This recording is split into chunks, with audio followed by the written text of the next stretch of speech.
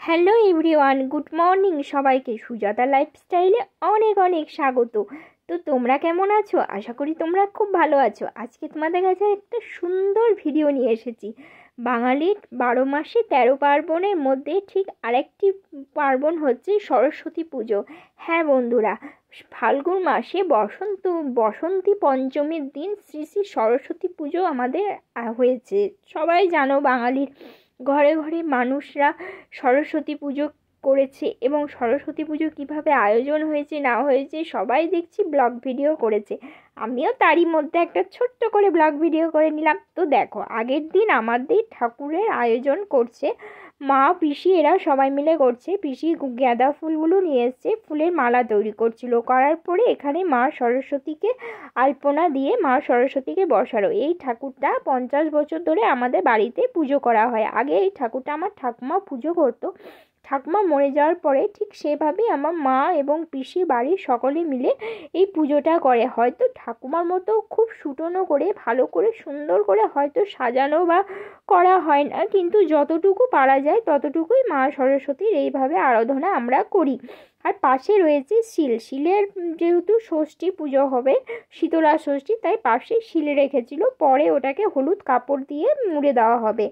তো দেখো, এখানে পাড়াতে অনেক ঠাকুর হয়েছিল, ঠাকুর দেখতেও যাওয়া হয়েছিল। তারই মধ্যে ছোট্ট করে একটা ভিডিও করে নিয়ে এসেছি তোমাদের মধ্যে। তো কি সুন্দর ঠাকুরটা! আমার তো ঠাকুরটা দেখে এত ভালো লেগেছে, মনে হচ্ছে মা সরস্বতীর গাল দুটোকে ধরে একটা মিষ্টি হাসি দিয়ে, এত সুন্দর লেগেছে মায়ের মুখটা। আর শাড়িটা জাস্ট অসাধারণ।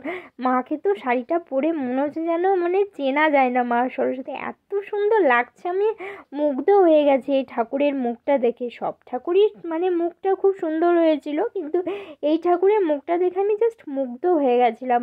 কিছু বলার ভাষা খুঁজে পাচ্ছিলাম না, এত সুন্দর দেখতে হয়েছে ঠাকুরটা। সব ঠাকুরই বললাম সমান, সব ঠাকুরই ছাঁচি এক, তাই না? তো এখানে আরেকটা দেখো ঠাকুর, এখানে আরেকটা ঠাকুরও দেখতে গেছিলাম। এটা আমাদের পাশেই বাড়ির পাশেই হয়েছে। এখানে সমস্ত ছোট ছোট বাচ্চারা মিলে চাঁদা টাদা তুলে এই ঠাকুরটা তৈরি করেছে। এখানে যত কিছু ঠাকুর তোমরা দেখছো সব বাচ্চারা মিলেই সব করেছে বা ঠাকুরের আয়োজন করেছে। এবার সত্যি কথা বলতে গেলে সরস্বতী পুজোর আনন্দ বড়দের থেকে বাচ্চাদের আনন্দটা বেশি। আমরাও যখন ছোট ছিলাম তখন এইরকমভাবে লোক চাঁদা টাদা তুলে আনন্দ করে আগের দিন থেকে ফল ফুল বেলপাতা, তারপরে তোমার নারকেল টারকেল জোগাড় করতাম কিনা সরস্বতী পুজো করব, সরস্বতী পুজোর একটা আনন্দ উপভোগ করব। এই আনন্দটা প্রত্যেকটা বাচ্চাদের মধ্যেই থাকে। এটা সবার, আমারও ছিল, আপনাদেরও সবার ছিল। তো এদেরকে দেখে নিজেদের শৈশবের কথা মনে পড়ে যাচ্ছে। যাই হোক, খুব ভালো লাগছে বা ভালো লাগলো এইসব আয়োজন দেখে। তারই মধ্যে দেখলাম আমার ইউটিউব পরিবারদের জন্য ছোট্ট করে একটু ব্লগটা তুলে ধরি। তো এখানে হচ্ছে সন্ধ্যের সময় বেশ গান টান দিয়েছিল, নাচ টাচ হচ্ছিল, গান টান দিয়েছিল। নাচ নাচ বলতে ছোটো ছোটো বাচ্চারাই আর কি গানের তালে তালে নাচছিল। ওটা মিস ক্যাপচার করতে পারিনি ভিডিওটা, যেহেতু এটা খুব তাড়াহুড়োর মধ্যেই করা হয়েছে। খুব ভালো লাগলো, খুব সুন্দর। কারা কারা বসন্তী পঞ্চমী তোমরা উপভোগ করেছো অবশ্যই আমাকে কমেন্ট করে জানাবে। আমার তো খুব ভালো লেগেছে, খুব আনন্দ হয়েছে, বলার নয়। তো দেখো, এবারে হবে শীতলা ষষ্ঠীর আয়োজন। তো এটা সন্ধ্যের সময় এখানে আসার সময় লাইটিং টাইটিং হয়েছিল, এই আর কি। তো আমার তো খুবই ভালো লেগেছে, খুবই আমি তো বারবার বলছি ভালো লেগেছে, খুব ভালো লেগেছে, সত্যি ভীষণ পরিমাণে ভালো লেগেছে।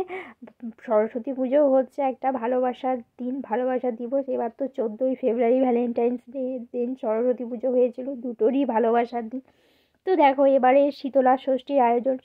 পরের দিন শীতলা ষষ্ঠী হয়েছিল। শীতলা ষষ্ঠীতে তো সব গোটা গোটা সেদ্ধ হয়। এখানে সমস্ত কিছু ঠান্ডা পান্তা আছে।